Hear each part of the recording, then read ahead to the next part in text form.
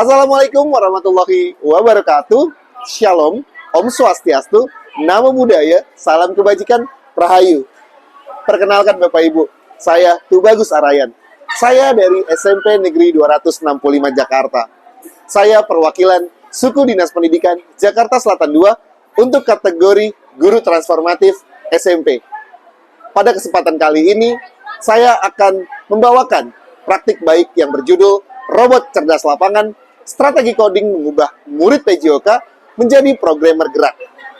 Bagaimana keseruan dan kelanjutannya? Ada di video berikut. Terima kasih. Wassalamualaikum warahmatullahi wabarakatuh.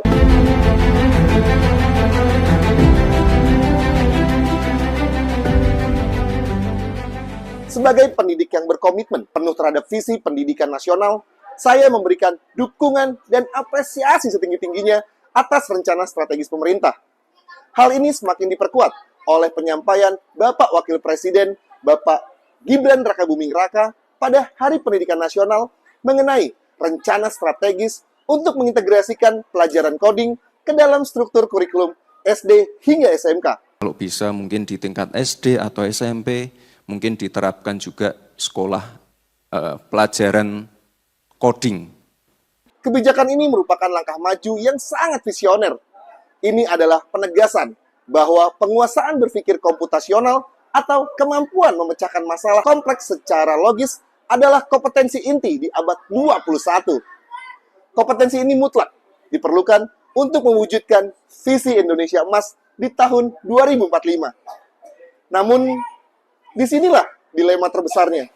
Rencana strategis memasukkan coding membawa serta resiko besar yang bisa memperparah jurang pemisah di negara kita. Ya, betul, kesenjangan digital yang masif dan nyata. Ketika kita bicara tentang mempersiapkan Indonesia Emas 2045, kita tidak hanya bisa berfokus pada anak-anak di perkotaan yang sudah memiliki gawai yang canggih. Tetapi, kita harus bicara tentang jutaan anak didik di daerah-daerah pelosok, di mana infrastruktur digital merupakan hambatan pembelajaran yang paling nyata. Jika implementasi kurikulum coding ini terlalu bergantung pada perangkat keras yang mahal, anak-anak di daerah 3T berpotensi besar kehilangan hak fundamental untuk menguasai logika di abad 21. Mereka akan tertinggal, bukan karena ketidakmampuan, melainkan karena hambatan fasilitas yang struktural. Saya menolak anggapan bahwa keterbatasan infrastruktur boleh merenggut hak anak-anak Indonesia ini. Justru, saya sebagai pendidik adalah menciptakan solusi yang adil, merata, dan juga inklusif. Oleh karena itu, titik nol praktik baik saya berawal dari keyakinan kuat bahwa setiap murid di Indonesia berhak dan pasti bisa menguasai logika coding tanpa harus menggunakan gadget. Solusinya harus lahir dari pelajaran yang sudah ada, murah, dan dapat ditemui di mana saja. Ya, tepat.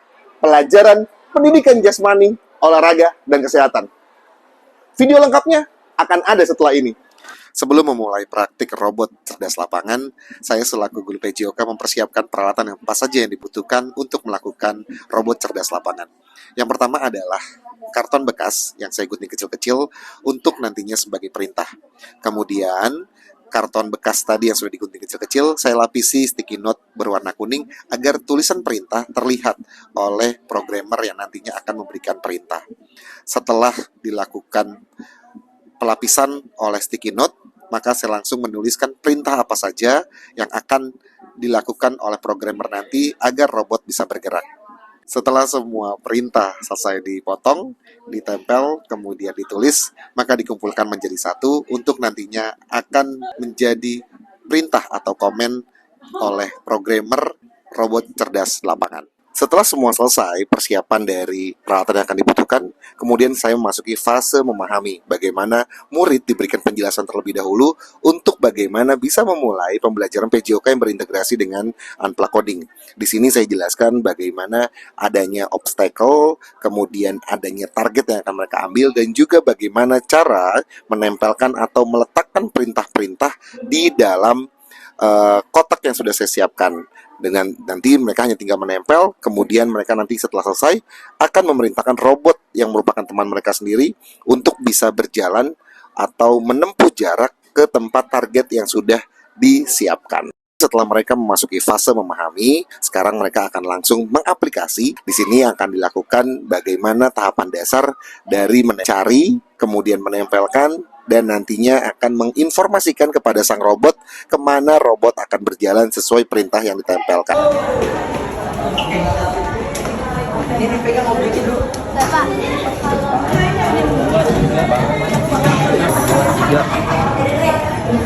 Ini Satu lagi bawah. Nah, pas gak? Ada kanan. Tarik kiri. Empat ke depan. Empat ke depan. Empat ke depan.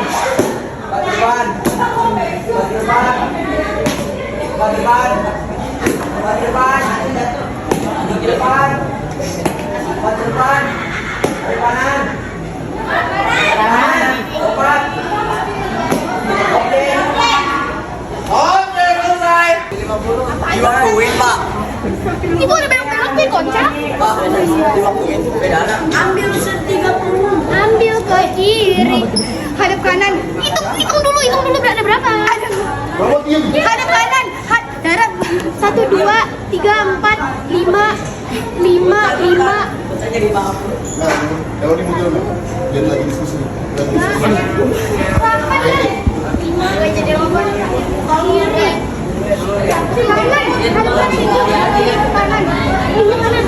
Kanan. Cari kanannya 4 lompat ke depan. Iya, dia ke depan 2 kan? Wah, lari. Ayo.